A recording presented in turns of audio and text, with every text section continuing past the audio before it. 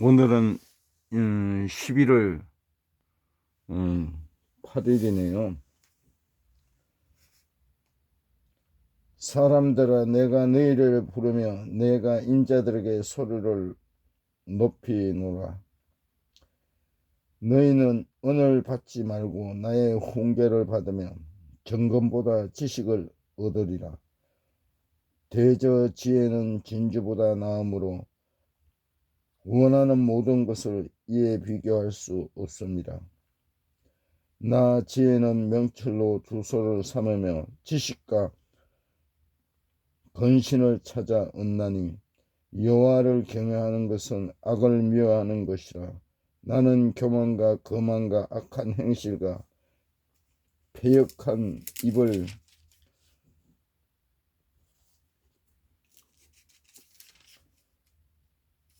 미워하느니라. 나를 사랑하는 자들이 나의 사랑을 입으며 나를 간절히 찾는 자가 나를 만날 것이니라.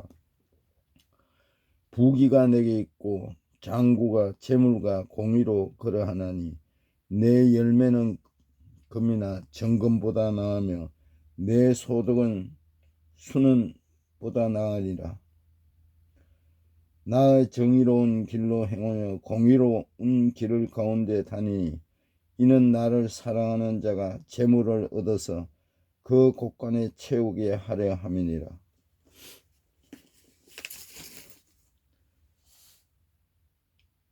괴로움과 두려움 있을 때에 주 예수 앞에 달려라. 내일 일을 염려하지 말고 주 예수께 아뢰라. 주 예수 앞에 달려라. 주 우리의 친구니 무엇이나 근심하지 말고 주 예수께 아뢰라. 죽음 앞에 겁을 내는 자여 주 예수 앞에 달려라. 하늘나라 바라보는 자여 주 예수께 아뢰라. 주 예수 앞에 달려라. 주 우리의 친구님 무엇이나 근심하지 말고 주 예수께 아뢰라.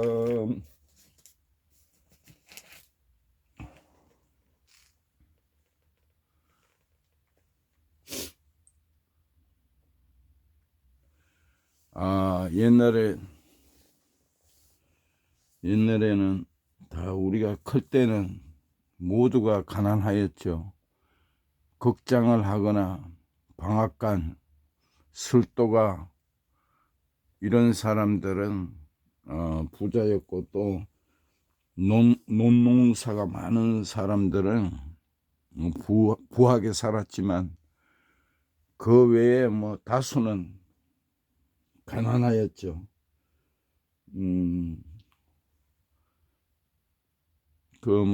공무원들, 선생들, 경찰들 다 군인들 다 박봉이라 하였어요.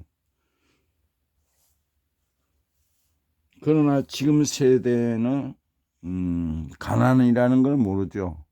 우리 아이들은. 그러나 그 배고파 허리 졸라매고 살았던 우리 아버님 세대, 우리 세대가 이 나라 경제를 이렇게 일구었습니다. 그러나 오히려 지금보다 저는 어떤 환경에서나 지금은 행복을 느끼고 삽니다. 그러나 오히려 지금보다 전체적으로 봤을 때 지금보다 가난하고 어려웠을 때 그때가 행복지수가 더 높았다고 생각합니다. 어느새 겨울이 시작이라 입동이다. 24절기 중 19번째 절기. 옛날에는 일무렵부터 김장을 했는데 지금 김장하는 집이 손가락으로 꼽을 만하다. 옛날에는 왜 그렇게 겨울이 추웠는지 발을 동동 구르면 연신 기에 손을 대어 비비고 동상 걸리지 않으려고 꽤나 노력했었다. 겨울이 매우 길었고 겨울이 매우 추웠다. 서민들에게는 겨울이 고통스러운 계절이었다. 어느 집이든 김장해놓고 쌀 한 가마 장만하고 연탄 100장 들어놓으면 월동 준비 끝이라. 그런 집은 부자였다.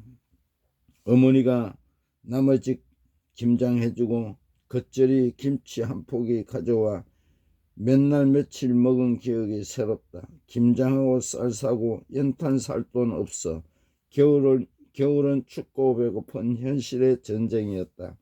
쌀이 없어서 밥을 해먹지 못하고 차는 물국수로 허리를 때웠던 연탄을 피우지 못해 냉골에서 지내던 그런 그때 온 가족이 한 이불 밑에서 5, 6 형제들이 함께 이불을 당기면서 서로 많이 껴안으려고 한 적이 있다. 그런 그때 그 시절이 그립다. 참 옛날 이야기다. 입동이 오면 생각나는 어릴 적 이야기, 우리들의 인생 이야기, 우리들의 입동 이야기. 로마서 8장 18절에 생각하건대 현재의 고난을 장차 우리에게 나타난 영광과 비교할 수 없도다.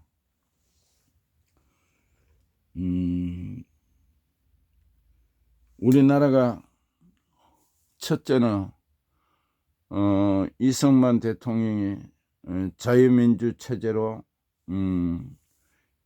이 나라의 헌정 사상, 이 나라의 민주주의로 자리를 잡아주었고, 박정희 대통령이 그야말로 새마을 운동가, 남이 생각하지 못하는 미래를 꿈꾸면서 설계하여 욕도 얻어먹었지만 그것이 우리의 경제 바탕이 되어서 현재 경제 대국이 되었습니다.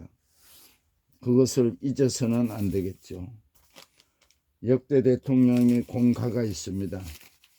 우리는 가를 보지 말고 공만 생각하여 하면 되겠습니다. 그러나 특별히 우리나라는 기독교가 복음이 성공하였습니다. 기독교 국가로서 아주 아시아에서 성공한 나라입니다. 애국가에 하나님이 보호하사 있듯이 우리나라는 정말로 기적이 일어났는데, 그거는 찬송가 안창호 선생이 곡을 만든 하나님이 보호하사, 역시 하나님이 보호해 주시는 것을 저는 믿습니다. 시편 31편 다윗이 고난의 시간을 통과하여 하나님께 고백한 내용입니다. 자신을 쫓아오는 대적을 뒤로하고 오히려 하나님을 바라보며 도우심을 구합니다. 그리고 하나님의 손에 붙들려 있음을 확인한 다윗은 5절 이하에 고백한 것처럼 고난과 고통의 시간도 얼마든지 기쁨으로 채울 수 있다는 믿음의 고백을 31편에서 담아냅니다. 시편 31편 1절에서 24절. 먼저 7절을 보면 다윗이 그 힘겨운 고난의 터널을 통과하면서 그 고난에 대하여 누구보다 아파하시며 가장 안전한 장소로 인도하시고 보호하시는 하나님의 인자하심을 아는 것이 기쁨이고 즐거움이라고 고백합니다. 반면 9절 이하의 고난의 시간을 지나면 하나님의 은혜를 잃어버렸을 때 비참한 탄식과 슬픔으로 채워졌던 시간을 회상하며 공부했던 과거를 고백합니다. 사탄은 우리의 인생의 고난과 어려움을 마주하게 하는 정도로 그치지 않습니다. 그 힘겨운 가정뿐 아니라 그 시간에도 역사하시고 일하시는 하나님과 멀어지게 합니다. 자신이 이 세상은 죄의 결과로 이미 어그러져 있습니다. 물론 우리는 천국의 소망을 품고 살아가겠지만 주님이 다시 오시는 그날까지 죄로 말미암아 망가진 현실을 살아갈 수밖에 없습니다. 요한계시록에도 반복적으로 기록되어 있는 것처럼 세상은 점점 무정해지고 비열해지는 것입니다. 갈수록 악은 창궐할 것이며 사랑은 식어갈 것입니다. 그 시간을 살아가는 성도는 하나님의 은혜를 바라보고 주의 손에 붙들려 있다는 사실로 은혜를 누릴 수 있어야 하며 그때 인자하신 하나님을 만나는 기쁨의 시간으로 채워야 합니다. 바울도 에베소 교회의 성도들에게 때가 악함으로 세월을 아끼라고 권면합니다. 시간을 낭비하지 말고 아끼라는 것은 많은 사역을 하라는 것이 아닙니다. 무조건 예배당으로 나와 말씀 읽고 찬양하고 기도만 하라는 권면이 아닙니다. 다윗이 고백하는 것처럼 고난과 힘겨움 때문에 하나님을 잊고 살아가면서 슬픔으로 시간을 채우는 것이 아니라 하나님의 손에 붙들려 있다는 사실을 기억하여 하나님께서 허락하시는 기쁨을 빼앗기지 않길 바라는 권면입니다.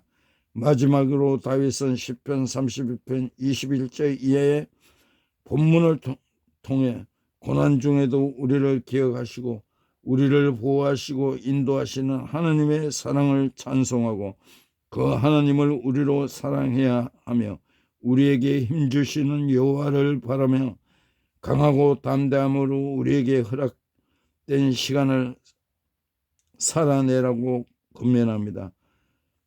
완악한 세상을 살아가는 것이 쉽지 않습니다. 사탄은 끊임없이 공격할 것입니다.